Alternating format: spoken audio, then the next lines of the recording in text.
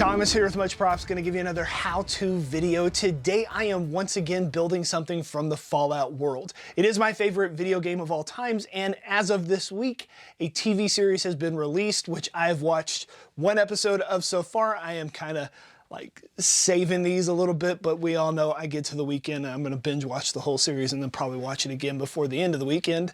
I wanted to build something epic this week to commemorate the launch of this TV series, and it didn't go so well. I initially wanted to make a Deathclaw skull. Sounds intriguing. And I thought, yeah, let's just template this thing out. It shouldn't be too difficult. So I got it right this way, but not this way. It doesn't really sell as a Deathclaw skull. I've got some shapes wrong on my template and I need to kind of go revamp it. I don't have time to make those corrections, so I had to pivot to get a build out this week. And I thought, why not do something super easy, something that a beginner could knock out. It could be within the world of Fallout and still be pretty awesome. I follow this guy on Instagram named Alex Yanes. He's a artist who primarily makes these ginormous like wood cutouts of characters with like skulls split in the middle of it, and it's really trippy. I'll link stuff down in the description below to his Instagram feed. But I was flipping through Instagram, flipping through a bunch of other references, trying to get inspiration, and I really kind of honed in on what he does. So I thought, why not take the Vault Boy, split them in half, and put a radioactive skull in the middle? Sounds like a simple enough idea. I can do it out of some 10mm foam, make it flat, glue it together, paint it, and call it a day. So today we are making a Vault Boy wall decoration out of EVA foam. Let's get to building. This build should be pretty easy and straightforward. I'm gonna draw a Vault Boy, a skull, cut it out with foam, paint it, and then glue it together. You could do the same build with any other character of your choice. It doesn't have to be Fallout. I just have Fallout on the brain right now and thought I would go ahead. You could also make this a lot simpler by just printing out an image scaled to the size you want it and then use that as your template. I'm going to at least challenge myself a little bit and freehand draw these two images. I thought it would be fun to also carry on the tale that I started with my vault door build. A lot of you seem to enjoy that, so I'll spread that in addition throughout this build as well. If you haven't watched that or heard the story yet, you should definitely go back and check the vault door build that I did a few weeks ago.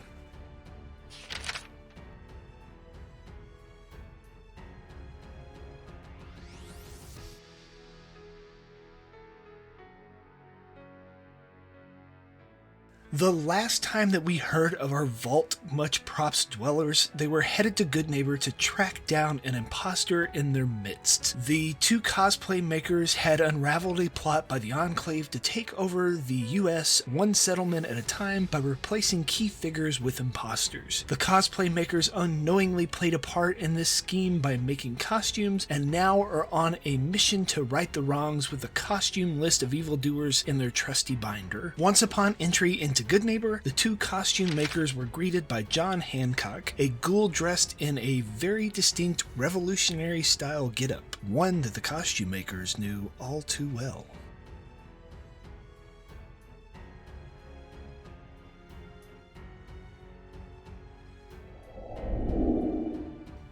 After getting the Vault Boy sketched, traced into marker, and then cut out, I can draw a skull to match somewhat the proportions of the character. So I map out the basic locations of the eyes, nose, and mouth to then freehand my own skull to go underneath the character. I pull up some other references here and there to tweak it to a final point ready for marking like I did the other pattern.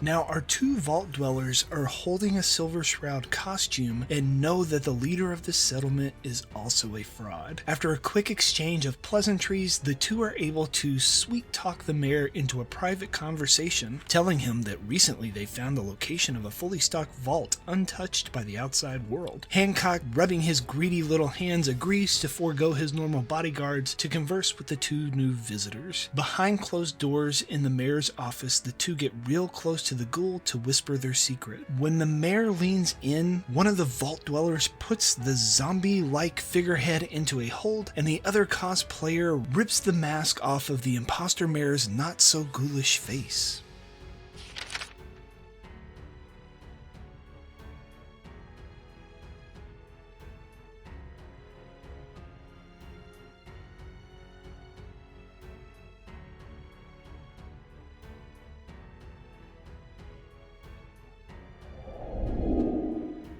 To give the foam a little more rigidity, I glued together 2 sheets of 10mm EVA foam with contact cement. Then I traced the pattern onto the foam. Back to the story. The unmasked imposter, like a scene straight out of a Silver Shroud comic book, tries to make up a lie on the spot and explain the need for the disguise, not realizing the two visitors know of his actual intentions. After a brief rambling of lies, the ghoul mask is shoved into the mouth of the imposter and he's quickly tied up to a chair. Our vault dwellers then open their bag to reveal the costume of the Silver Shroud in hand, and our evil doer's face goes pale, knowing that the visitors know more than he initially thought.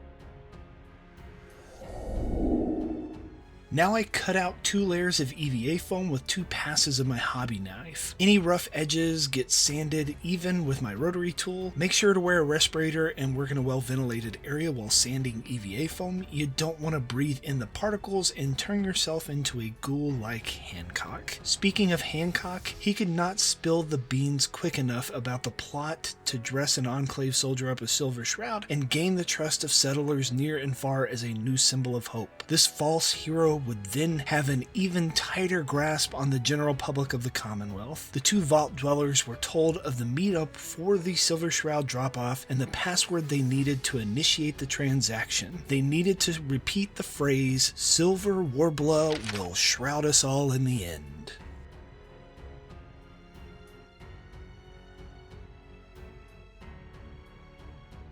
The 2 left Hancock tied up and gagged in his office, put a "Do Not Disturb" sign on the door, and left for the rendezvous point with the Enclave soldier to get him his costume. The 2 quickly made their way behind the Hotel Rexford and waited for an hour to meet and greet the Shrewd Shroud imposter. Hiding behind a dumpster, they heard the footsteps echoing off of a dirty alleyway pavement. A low voice, slightly above a whisper, says, "Feeny 5, death has come for you, and I am its shroud." The cosplay-making duo rose from behind their hiding spot and replied with, "Silver Warbler will shroud us all in the end." The soldier relaxed as a costume is held in front of him. Sparing no time, the soldier removes his shirt and takes the shroud's costume to put on in the dirty alleyway. But let's face it, it's post-apocalypse, everything's dirty.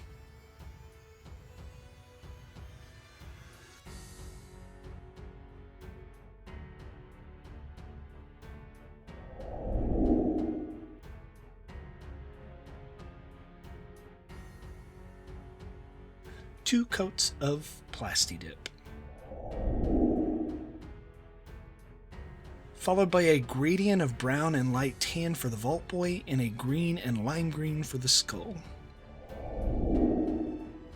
I cut out the middle of my line so I can transfer the marks to my foam for the final painting with acrylic paint pens. I don't know if anyone wants these patterns, but I'll include them down in the description below just in case you do. Back in the alleyway. As the Enclave soldier pulls the silver shroud shirt over his head, the Vault Dwellers spring into action once again, gagging and tying up the imposter. They haul the sorry sack by the dead of night back to the mayor's office for more interrogation tactics. They plopped the imposter shroud next to the faux Hancock and spent the rest of the night gathering information. As morning came, the mayor's guards as well as the townspeople gathered at the front of Good Neighbor for their weekly debriefing. Only this time the townspeople were met with the mayor and another stranger hogtied in front of the vault-dwelling visitors.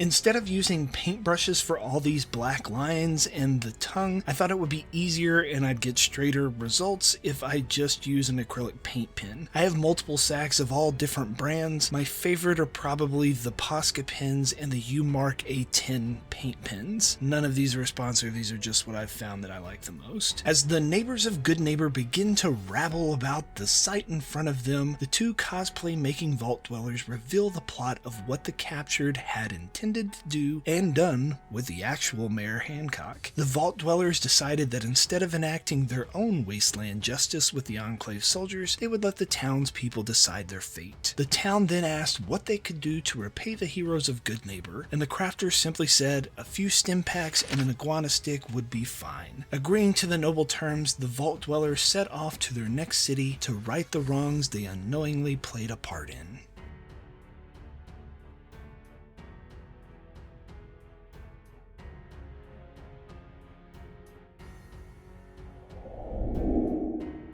Last step is to glue the two bits together. Initially I thought about trying to make it precise and eventually just settled on doing it by eye. I superglue the parts together and can call this build done. As for our Vault Dwellers, as they exited Good Neighbor, they stopped just outside the city doors, opened their backpack, and pulled out a sticker to stick on the top of the door frame. This sticker that they will recognize and others will trust as a symbol that this town has been cleared of any toxic enclave. So if you are listening to this story, you are now an entrusted person with this knowledge. When entering a new city in the wasteland, look just above the door frame of the city gates for a Vault Boy cut in half with a glowing skull underneath. It is your sign that the Vault Much Props Dwellers have checked this town off their list and are looking to right the wrong of evildoers elsewhere.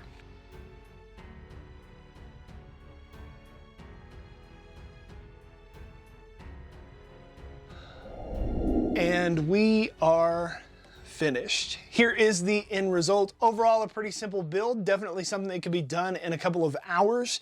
All you have to do is either draw out a template or print one the size that you want it to be.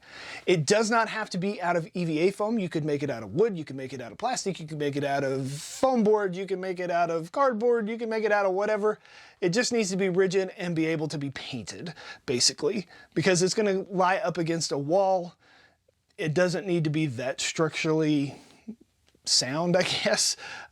You definitely could take this to another level by adding EL wire or magnets. I thought about putting magnets here so that you could pull out the reveal and then plop it on.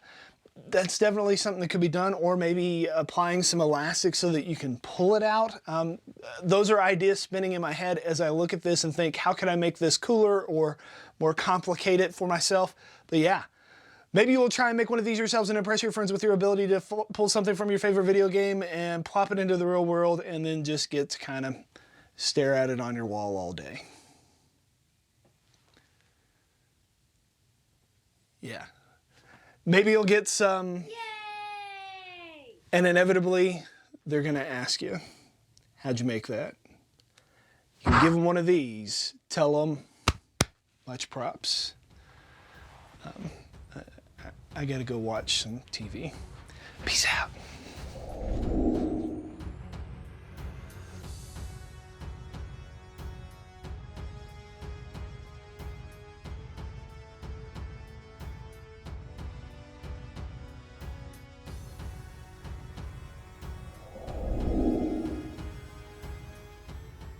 If you enjoy what I do here on YouTube and want to see more builds like this one, please consider joining these awesome people listed here with me over on my Patreon to build a bigger, better, more creative community together.